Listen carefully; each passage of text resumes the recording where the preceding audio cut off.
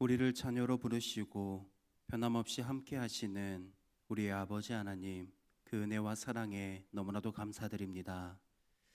먼저 우리가 찬양을 통해 고백한 것처럼 인자하신 주님의 사랑을 기억하면서 주님과 늘 동행하고 또 주님을 예배하는 삶을 저희 모두가 살아가게 하여 주시옵소서. 제 안의 연약함이 하나님의 은혜보다 더욱 크게 느껴질 때에도 변치 않으시는 하나님의 사랑을 기억하면서 먼저 눈을 들어 우리를 도우시고 피난처 되시는 하나님을 바라보게 하여 주시옵소서. 이제 하나님의 말씀을 듣습니다. 하나님께서 하실 말씀을 기대하는 마음으로 또 귀 기울일 수 있는 우리 모두 되게 하여 주시옵소서. 죽기까지 우리를 사랑하신 예수님의 이름으로 기도합니다. 아멘. 하나님의 말씀 요한복음 8장 31절에서부터 36절 말씀입니다. 하나님의 말씀 요한복음 8장 31절에서부터 36절 말씀입니다. 우리 한 절씩 교독하겠습니다. 그러므로 예수께서 자기를 믿은 유대인들에게 이르시되 너희가 내 말에 거하면 참으로 내 제자가 되고, 그들이 대답하되 우리가 아브라함의 자손이라 남의 종이 된 적이 없거늘 어찌하여 우리가 자유롭게 되리라 하느냐.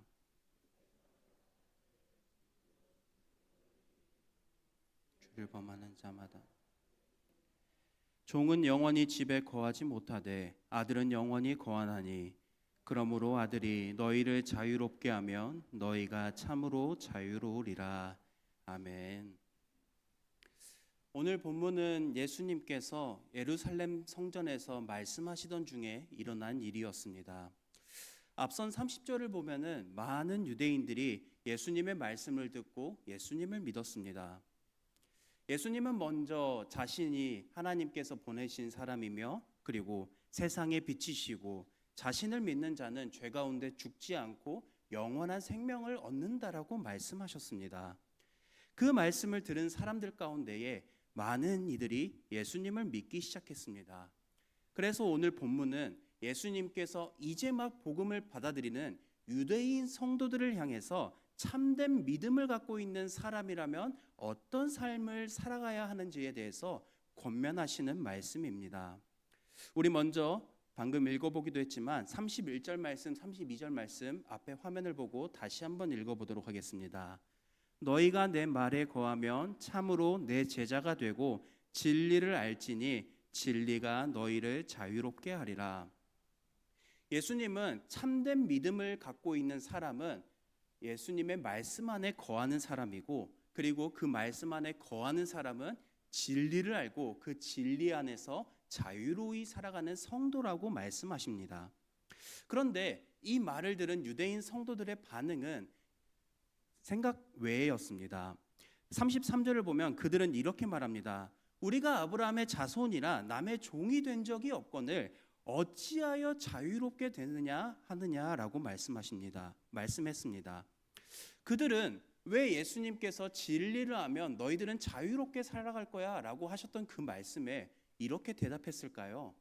그 이유는 그들이 생각하고 있었던 자유에 대해서, 그리고 예수님이 말씀하셨던 자유와는 차이점이 있었기 때문입니다. 그들은 이렇게 생각했습니다. 우리는 아브라함의 자손이다. 우리는 하나님께 이미 선택받은 백성이다. 그러므로 우리는 이미 자유로운 사람들이다. 그들은 참된 자유를 죄의 문제에서부터 시작하는 게 아니라 나는 아브라함의 자손이다. 그래서 나는 이미 자유로운 사람이다 라고 죄와는 전혀 상관없는 인식으로 살아갔었습니다. 아브라함의 자손이라는 신분 자체가 자신들을 자유롭게 한다라고 생각했습니다. 그래서 예수님께서 그들에게 진리를 알지니 진리가 너희를 자유롭게 하리라 라고 하셨던 그 말씀에도 우리는 이미 하나님의 백성인데, 우리는 이미 아브라함의 자손인데 왜 더 다른 자유가 필요하겠습니까? 라고 반문을 한 것입니다. 예수님은 그들의 질문에 답하시면서 그들이 받아들이지 않았던 근본적인 문제를 말씀하십니다. 본문 34절 뒷부분입니다. 죄를 범하는 자마다 죄의 종이라. 유대인들은 죄를 모르는 사람들이 아니었습니다. 하나님의 말씀에 대해서 열심히 있었던 자였고 누구보다도 구약의 말씀을 열심히 읽고 순종하려고 노력했었던 사람들이었습니다. 그런데 중요한 것은 죄의 종이라는 예수님의 말씀에는 거부 반응을 일으켰습니다. 다른 어떠한 말씀에서 그런 것들을 한 게 아니라 그저 아브라함의 자손이라는 그 신분이 어떻게 보면 그들의 삶 가운데는 마패처럼 우리는 이미 아브라함의 자손이니까 하나님의 자녀이며 자유로운 삶입니다 라고만 생각하면서 진리를 받아들이지 못했습니다. 그래서 예수님이 말씀하시는 죄로부터의 자유가 왜 필요한지에 대해서도 이해하지 못했던 반응을 보였습니다. 예수님은 이 말씀을 통해서 34절의 말씀을 통해서 사람을 가장 깊이 묻고 있는 것은 혈통이나 환경이 아니라 우리 가운데 있는 죄악된 본성이라고 말씀하셨습니다. 내가 죄의 종이라는 사실을 인정하지 않는다라면 우리의 삶 가운데는 예수 그리스도는 얼마나 필요한 분인지를 깨닫지 못한 삶을 살아가곤 합니다. 유대인들이 아브라함의 자손이라는 신분에서 안심하며 살아갔던 것처럼 때때로 내 안에서 신앙생활을 하다 보면 다른 것에서 안심하며 살아갈 때도 있는 것 같습니다. 오랫동안 교회를 다녔다고 해서 또 믿음 좋은 가정에서 자랐다고 해서 또 내가 직분을 맡고 있다고 해서 우리는 신앙생활을 하다 보면은 이렇게 안심하고 또 안전하게 해줄 것처럼 생각할 때도 있는 것 같습니다.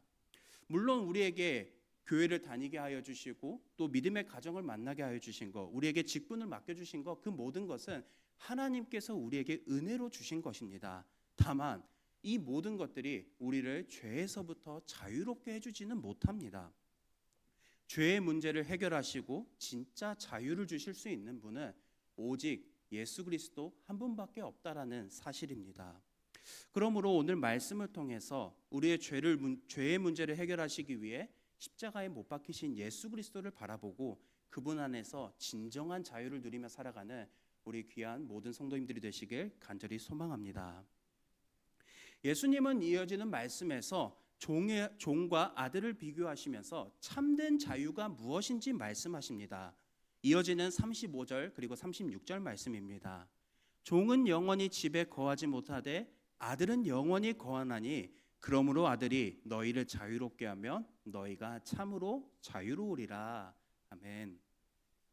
예수님은 종과 아들을 비교하셨습니다. 먼저 종의 특징은 아버지의 집에서 일을 할 수는 있지만 그 집에 영원히 속한 사람이 아닙니다. 그러나 아들은 다릅니다. 그 집에 속한 사람이며 아버지와 함께 살아가고 아버지의 사랑을 받으면서 아버지의 것을 함께 누리며 살아가는 사람입니다.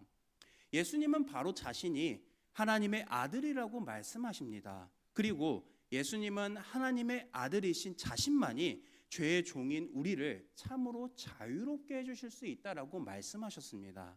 왜냐하면 종은 다른 종을 자유롭게 할 수 없기 때문입니다. 우리는 죄에서 벗어나고 싶어도 스스로 벗어날 수 없는 사람들입니다.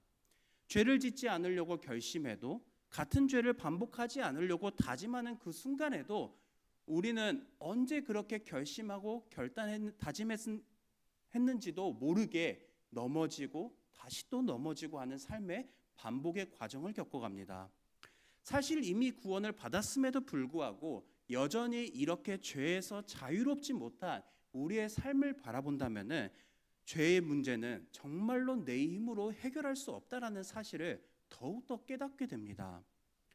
하나님은 그런 우리를 위해서 하나뿐인 아들 예수 그리스도를 이 땅 가운데 보내주셨습니다. 예수님은 십자가에서 우리의 모든 죄를 대신해서 짊어지시고 우리가 받아야 할 그 죄의 대가를 대신 치르게 하셨습니다.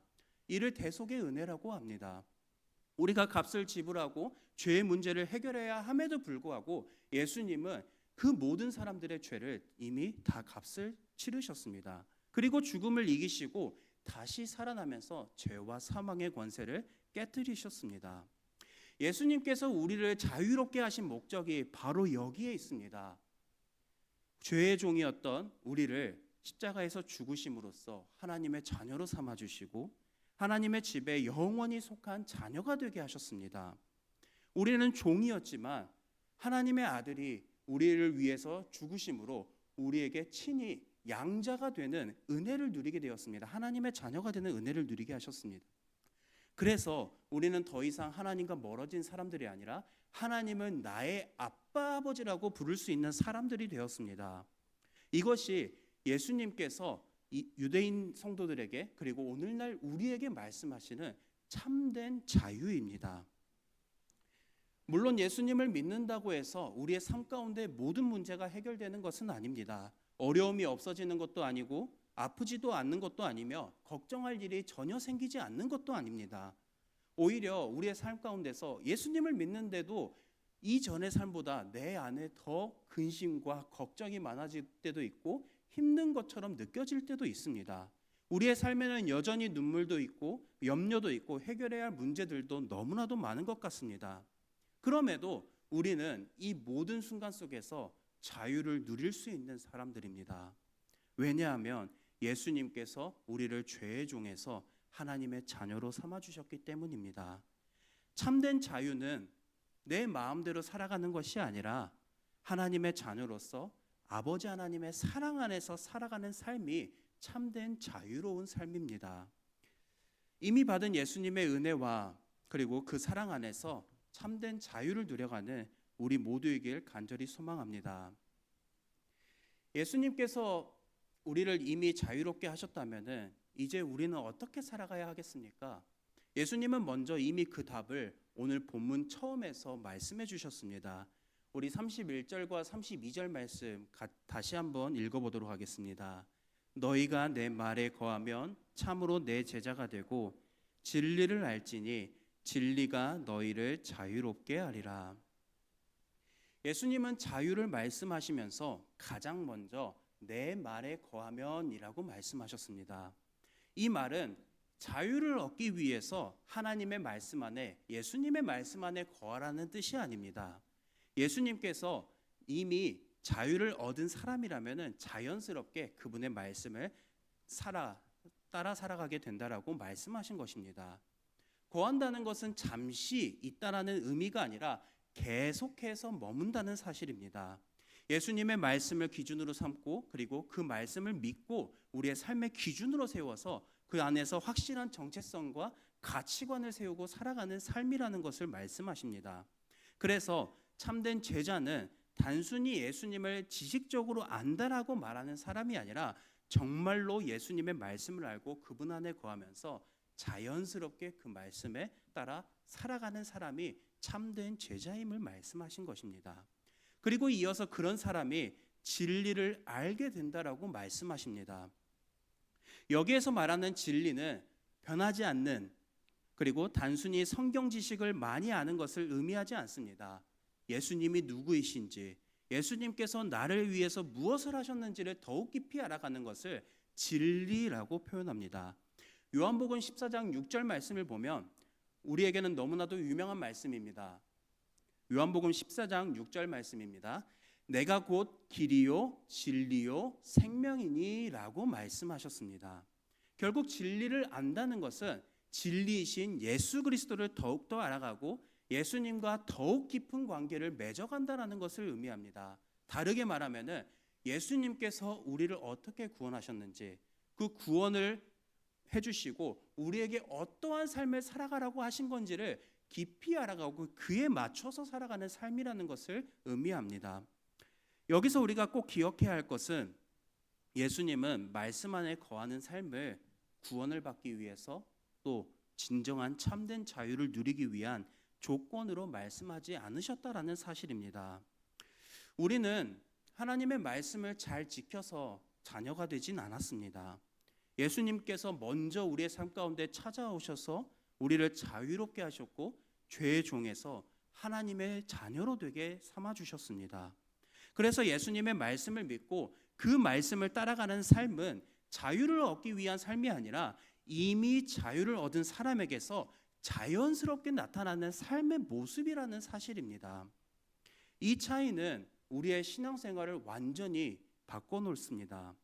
만약 우리가 하나님의 사랑과 하나님의 인정받기 위해서 하나님께서 우리에게 말씀하신 말씀, 명령을 따라 살아가야 한다면 우리는 어떤 마음으로 살아가겠습니까?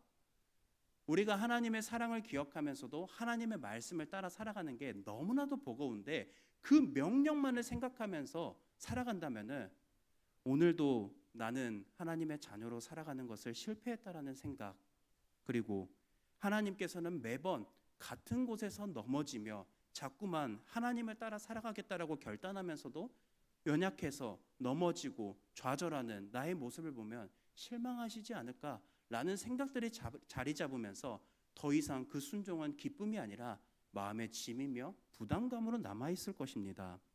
이런 마음으로 살아간다면 순종은 기쁨이 되지 않을 것입니다. 즐거움이 되지 않을 것입니다. 그리고 이렇게 살아가다 보면 단순히 나에게만 문제가 해당되는 것이 아니라 나도 모르게 같은 기준으로 상대방을 바라보게 될 것입니다. 다른 사람 또한 그렇게만 살아가야 한다라고 생각하면서 기대하고 요구하기도 할 것입니다. 그렇다 보면은 결국은 나만이 아니라 다른 사람들에게 사랑으로 대하는 것이 아니라 정죄하며 살아갈 때도 있고 그 사람에게 부담을 주기 쉬울 때도 있을 것입니다. 그러나 예수님께서 오늘 말씀에서 우리에게 복음이 무엇인지 그리고 자유를 말씀하시는 것은 이러한 우리의 열심보다 먼저 예수 그리스도의 십자가의 사랑과 은혜를 바라보게 합니다. 예수님은 십자가에서 이미 모든 것을 이루셨습니다. 그리고 그것을 다시 한번 이루시기 위해서 우리에게 다시 오실 것이라는 약속을 확실하게 해주셨습니다. 우리는 그 약속을 소망으로 품고 살아가는 믿음의 백성으로 하나님의 자녀로 살아가고 있습니다. 우리는 이미 이처럼 하나님의 사랑을 받았고 하나님의 자녀로 살아가고 있습니다. 그래서 우리의 순종은 사랑을 얻기 위한 구원의 은혜를 계속해서 유지하기 위한 조건이 아니라 이미 하나님께서 우리에게 주신 그 십자가의 사랑에 대한 감사의 응답으로 이어지는 반응입니다. 요한복음 14장 15절에서 예수님은 이렇게 말씀하셨습니다. 너희가 나를 사랑하면 나의 계명을 지키리라. 예수님은 먼저 사랑을 말씀하셨고 그 다음에 계명을 말씀하셨습니다. 사랑이 먼저이고 순종은 그 사랑의 열매로 맺어지는 것입니다. 이것이 바로 명령이 아닌 사랑에서 시작하는 바람직한 순종이라는 사실입니다. 사랑하는 성도 여러분, 우리는 신앙생활을 하면서 하나님께서 이미 많은 것을 주셨고 그에 대한 조건을 내세우지 않으셨음에도 불구하고 나는 무언가를 하면서 살아가야 한다는 압박감이 우리의 마음에 자리 잡을 때가 있습니다. 괜히 무언가를 더 열심히만 해야 될 것 같고 또 그 열심이 내 자녀들에게 그리고 내 주변 사람들에게 압박으로 어떻게 보면 통제로 이어질 때도 있는 것 같습니다. 하지만 오늘 말씀을 통해서 한 가지를 분명하게 기억하시길 바랍니다. 먼저 예수님은 우리에게 무언가를 따르라라고 말씀하시기 전에 사랑으로 말씀하셨습니다. 먼저 사랑으로 찾아와 주셨고 그 사랑을 먼저 기억하면서 너희가 나를 사랑한다면은 계명을 따르라라고 말씀하셨습니다. 그리고 오늘 본문에서는 너희가 진리를 알지니 예수 그리스도를 알지니 그 진리를 안다면 참으로 자유로울 것이다 라고 말씀하셨습니다. 이 사랑을 기억하는 사람은 순종을 부담스럽게 여기지도 않고 정말로 자유로이 살아갈 수가 있습니다. 오히려 하나님을 기쁘시게 하는 삶이 우리에겐 더 이상 짐으로 지어지는 삶이 아니라 정말로 내 삶에 있어서 가장 큰 기쁨이 되고 그리고 말씀에 순종하는 삶이 큰 즐거움이 될 것입니다. 이것이 바로 예수님께서 말씀하신 내 말에 거하면 진리가 너희를 자유롭게 하리라, 이 말씀이 내 삶 가운데에 이루어지는 모습입니다. 바라기는 우리 귀한 성도님들의 삶 가운데에 먼저 사랑을 기억하셨으면 좋겠습니다. 저도 그리고 우리도 살아가다 보면 하나님께서 이미 많은 것을 주셨음에도 우리는 그 은혜에 보답하고자 하는 마음으로 사랑이 아니라 행동이 우선일 때가 있습니다. 그 행동에 실패한다면, 순종하지 못한다면 여전히 우리는 낙심하고 좌절하고 주저앉을 때가 있지 않습니까? 오늘 말씀을 통해서 진정한 자유, 참된 자유를 누리시는 삶 가운데에 먼저 예수 그리스도의 사랑을 기억하고 그 사랑에 감격하는 그 마음에서 자연스럽게 우러나오는 삶의 행동으로 말로 말미암아서 순종하는 그 열매를 맺어가는 귀한 삶이 되길 간절히 소망합니다. 들은 말씀을 기억하면서 우리 두 가지 기도 제목을 놓고 함께 기도하길 원합니다. 죄의 종이었던 우리를 자유롭게 하시고 하나님의 자녀 삼아 주신 예수 그리스도의 십자가의 사랑을 날마다 기억하는 성도 되게 하소서. 그리고 하나님께 인정받기 위해 애쓰는 삶이 아니라, 보답하기 위해 애쓰는 삶이 아니라 이미 받은 사랑에 감사하며 기쁨으로 순종하는 성도로 살아가게 하소서. 우리 이 두 가지 기도 제목을 붙들고 들은 말씀 기억하며 함께 기도하도록 하겠습니다. 기도하겠습니다.